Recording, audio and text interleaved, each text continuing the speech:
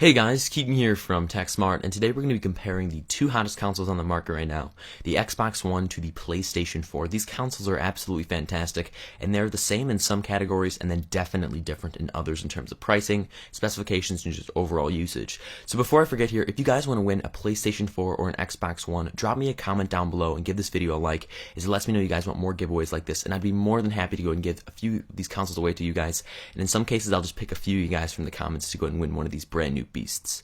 Without further ado, let's go and get started to see which one is best for your dollar. So up first here is hardware, so let's go ahead and get the specifications out of the way because these actually do matter and kind of judge how the performance is with both consoles. So the Xbox One and PlayStation 4 both feature 8-core AMD Jaguar CPUs paired with the Radeon 7000 GPUs, so pretty good stuff there. The Xbox One clocks in at 1.7 GHz and the PlayStation 4 clocks in at around 1.8 GHz. But both the PlayStation 4 and the Xbox One are only using 8 cores, as 2 of the other cores are reserved for other tasks. So in terms of units here, the Xbox One features 12 units, as the PlayStation 4 features 18 units, and 10% of the GPU on the Xbox One is being used for the Kinect system that just comes in the box, as the entire GPU is being used for the PlayStation 4. So on the PlayStation 4, and this is where it really starts to kind of get separated here, there's a 50% larger GPU than the Xbox One, and that might not sound a lot because the specifications really do kind of remain the same, but it is amazing in terms of gaming, and it's definitely significant when you go and look at it like that. So in terms of RAM here, they both feature 8 GB, but the Xbox One features 8 GB of DDR3 RAM, as the PlayStation 4 features 8 GB of DDR5 RAM. Definitely a pretty big difference there. But at the end of the day, specs are specs, and it really comes down to how developers use those specifications to give you a pleasurable experience on both consoles.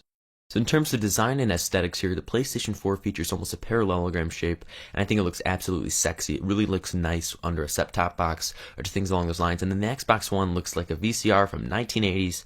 It is just massively thick, and I'd even say it's about 1.5 times the size of the PlayStation 4. But unless you're going to be just traveling these around a lot, it's not really going to matter, as it's just going to be sitting on a shelf most of the time. But if you are traveling it around a lot, or you are just traveling around, that could be a big buying aspect to go with the PlayStation 4 over the Xbox One. But I really like the design. I think it looks great. I'm not a big fan of the glossy aspects that's featured on the top of the PlayStation 4 and then the right side of the Xbox One. It picks up fingerprints like nobody's business, and you kind of get disappointed a lot and want to clean it with Windex or just a dust cleaner, just things along those lines. But I think both of the designs here, it is just fantastic. And again, it's going to be sitting on a shelf most of its life, so I think it does that justice pretty well. So in terms of accessories on the PlayStation 4, we have our literature, which includes a free trial to PlayStation Plus. We have our one earbud microphone with a 3.5mm jack, so that's kind of cool. You can use other headphones. We have the DualShock 4 controller, which feels super comfy in the hands, an HDMI cable, and I'm so stoked they included that. I love when companies do that. Then we have our power cord, and I love that the power brick is incorporated within the console itself, unlike the Xbox One. And then we have our micro USB charging cord, which will allow you to recharge your DualShock 4 controller. So just taking a quick closer look at the controller, and we'll go and compare them a little bit later. We have the touchpad on there, we have the buttons, and then we have the meshy thumbsticks, and I love how it's very ergonomic, and it keeps your thumbs there like we saw on the Xbox 360. Moving on to the accessories on the Xbox 360, we have our literature, the Kinect 2.0, which just is absolutely massive. We have our HDMI cord, again, I love when they include that. We have our power cord, which plugs into the power brick, which is just bigger than the controller itself. We have the new controller, and we'll take a look at that a little bit later. Then we have the headset with kind of a weird type of plug on there, and we'll go and take a look at that as well. So just taking a quick look at the controller here, the thumbsticks are a lot different this year. They got this rigid type of sharp texture on there that almost keep your fingers on the controller at all times. It's very hard to get them off there when pressing down. We have a new type of D-pad, and the buttons just feel absolutely fantastic. So in terms of software on the PlayStation 4, there's not really much of a name for it, but I would just classify it as minimalist. I like how everything's presented to you right then and there. The center is where your apps are. You have your games, such as Hulu, Vudu, NBA, Crackle, things along those lines. You can go ahead and install tons of them. You have live from PlayStation 4, a few games. I'm playing Battlefield and Call of Duty Ghosts right now, and we'll check gameplay out in a little bit from that. Then you have your live from PlayStation. You can actually watch people live streaming their content. That's one of the big things in the PlayStation 4. And I just really like how everything's presented. It's clean, it's not too over the top, but it's not too blended into where you don't even know what you're watching.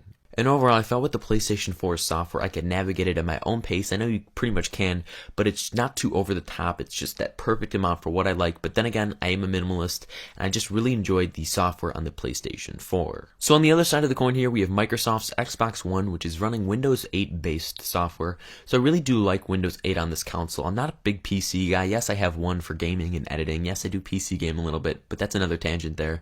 But I like the minimalist icons on each. I like how it's very nice and organized. It's very easy to access, and some other consoles out on the market right now have all their content cluttered on one home screen and you have to try to go ahead and navigate it. But I think with Windows on this console, it looks nice. It's very appealing to the eye. The colors are not too exuberant, but they aren't too like faded out and grainy. They're just that right balance. And some of the new features on the Xbox One is the fact that you can go ahead and snap, which snap is allowing you to have two screens on there. It's kind of a simple kind of concept, but I do like how you can do that. So I could go ahead and watch Netflix or play a game and have Internet Explorer up there watching a YouTube video. And I just think it works very well, and it's actually quite dead on right there, and it just actually does what it's advertised to do. So that's always a big thing for me. And what Microsoft's really trying to push this year is the whole Connect thing. So once you go and plug that in, you can go and say Xbox Watch TV or Xbox Bing or Xbox Go To settings, things along those lines. And I do like that a lot, although it can be a bit unresponsive at times, but it's just something new that we've seen in the market, and hopefully with a few software updates down the line, this thing will be absolutely seamless. But overall, I do like the software on the Xbox One. So up next here is controllers, definitely one of the biggest aspects to any type of gaming console, or pretty much anything, mainly because this is what you're going to be using to kind of own your friends and just show them how good you are at said game. So the thumbsticks on the PlayStation 4, they're definitely different this year. They have a ridge to them, almost a bit Xbox 360-like, and I like that because they keep your fingers on there, but they are not uncomfortable, and they just make your gaming feel a lot better when using the thumbsticks. As the Xbox One features a kind of indented thumbstick with rigid edges on the kind of circumference of it, and the problem I have with that is I push down on my thumbsticks and like to push them out when I'm gaming, and it can become uncomfortable and actually make your thumb kind of raw and kind of hurt. But in terms of buttons here, they're all the exact same. We have the same as we do see on the Xbox 360 in terms of the Xbox One controller. They're pretty tactile, and the same on the PlayStation 4. The D-pad on the Xbox One controller is a little bit different, and it's actually more tactile. And then remaining on the PlayStation 4 controller, we have our touchpad, which there's not much for it right now, but hopefully in the future we see it. We have our option and share keys, and that's definitely some of the new features we see in the PlayStation 4. We have our PlayStation button, which will take you back to the home screen at any time. And then towards the bottom, we have our 3.5mm headphone jack to go ahead and plug in mic. And I do like that it does support other earbuds that don't have mics on them. And then to the Xbox One controller here, we have our option and select, and then we have our guide button, which all feel really great and mushy, and I do like that feeling on this controller. And finally, on the flip side of both the Xbox One and PlayStation 4 controller, we have the bumpers, triggers, and we have a light bar and micro USB port. The triggers and bumpers on here feel fantastic. They are so mushy, they're tactile, you can easily go ahead and press them. It's not hard like it was before, and it's actually going to give you quicker fire if you're playing games that actually require the triggers on them, but they just feel fantastic in the hands. The only little gripe I have about it is on the Xbox One controller, depending on where you press on the bumpers, it can be a bit difficult, so you're going to want to try to focus your fingers towards the ends of the bumpers. So up next here is Connect. It does ship with the Xbox One standard. That's probably one of the big features I like about this, and the fact that it is included, and I can understand why there's an extra $100 to it. But the camera quality in here is pretty decent. It does just go right up on your Xbox One, and they actually give you some literature and how to go ahead and place it. But I'd say Connect is pretty cool. It does integrate within the Xbox One pretty nicely. You can just see me here and some of the quality that the Xbox One's Connect really does tout. You can use a microphone with it, and just some of the gestures that you can actually do with it. It's kind of cool. Although your arm can get, pretty tired after a while because you are holding it up, and oftentimes it doesn't recognize your arm, or sometimes the commands don't work. But I do think down the line this could be something valuable. I do like the microphone on it as well because it can pick up your audio pretty nicely when you want to say Xbox Go To settings or something along those lines. So I like the whole scroll aspect and how you could just make a fist as long as your hand is recognized within the Kinect sensor, and you can just go ahead and swipe back and forth.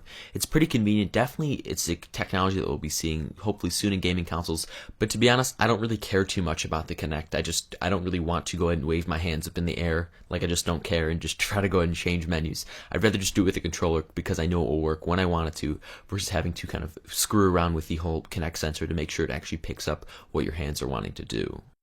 So additionally, one of the more proprietary features to the Xbox One, and I can kind of understand why it's so thick, is the fact that it can actually take your cable box's signal and project it on there and just allow you to have a nice Xbox experience over it and pretty much just give you these seamless capabilities that you don't pretty much currently get on your cable box unless you're just from the future and are rocking some cool stuff. So I pretty much hooked up my cable box to this. It kind of took longer than I expected because some TV models that you need to go ahead and set up aren't supported, and therefore I had to go get another TV, etc.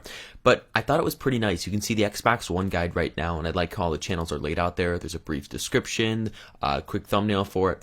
I just found it pretty nice. I mean, the quality's great. One thing I did is if the channel is not HD, it will kind of fragment it off and kind of put black bars to the side on it. But other than that, the quality was fine. It was exactly how I'd see it on my TV.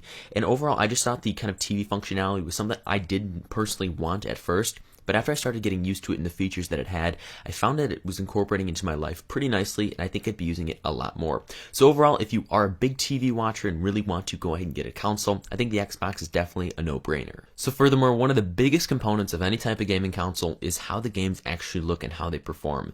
So today I'll be demoing Call of Duty Ghosts and Battlefield 4 for both the PlayStation 4 and the Xbox One. And just a quickie note here, Call of Duty Ghosts for the Xbox One is actually being streamed in 720p HD. I didn't make it like that. It's just how the game is written and how the Xbox actually plays it. But then Battlefield 4 is actually in 1080p, and then Call of Duty Ghosts on the PlayStation 4, followed by Battlefield 4 on the PlayStation 4, is in 1080p. It's just a wacky thing, and hopefully this is just a one-time thing, as if some games are being streamed in 720p for one console and then 1080p for another console, it could kind of mean you want the other console to get the maximum performance.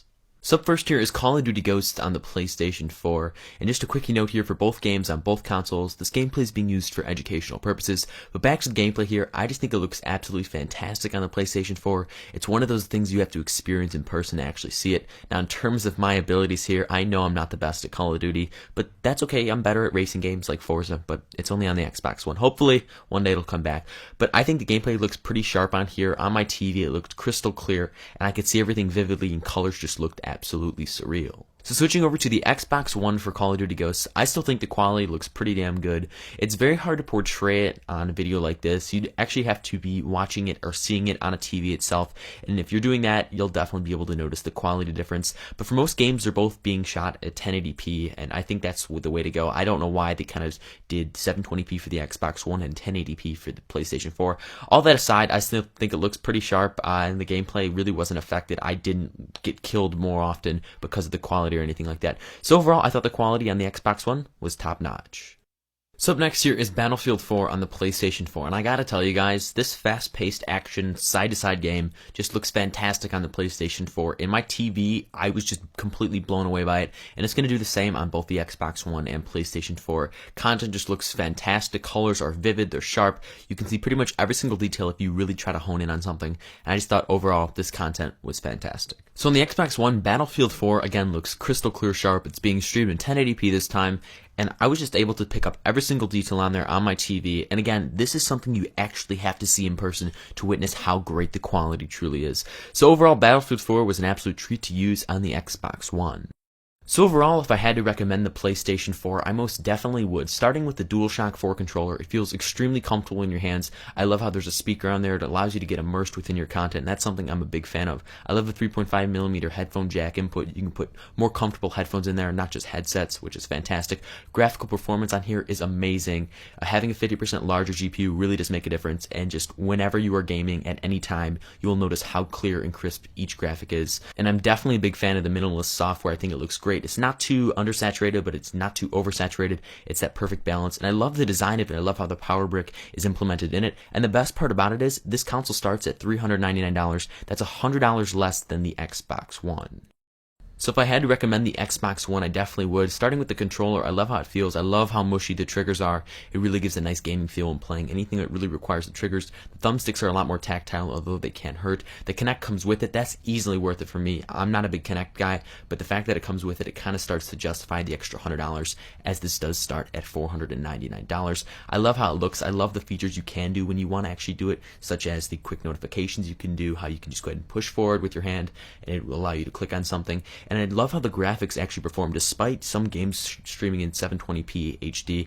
I think it still looks great on a TV. It looks fantastic. It looks great on a desk or under a set-top box, and being able to add it to cable, that's easily just worth it, because I'm not a big TV guy.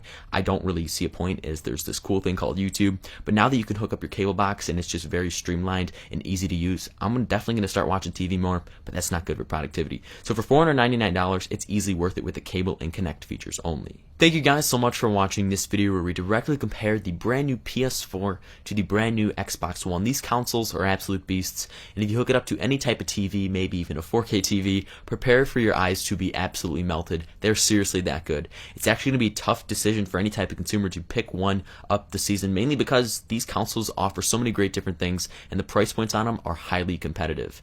If you guys enjoyed this video, go ahead and drop me a like, as it lets me know you guys want more gaming content, as this is something new I'm trying out, and I'd be more than happy to go and produce more gaming content when it does come out in the near future. Also, drop me a comment down below letting me know which console you like the most. Do you even like consoles at all? Do you even like gaming? Are you someone who likes to use the GameCube from way back in the early 2000s? I don't even know if some of you watching my videos even remember that. Also, go and subscribe to the channel to be notified first when I produce a brand new video. It's free, it's cool, and it lets you know when a new video is out on some cool pieces of tech. We got tons more tech left in 2013, and then as soon as 2014 kicks off, it all starts back over again. Thank you guys so much once again, and I look forward to seeing you in my next video. Bye-bye.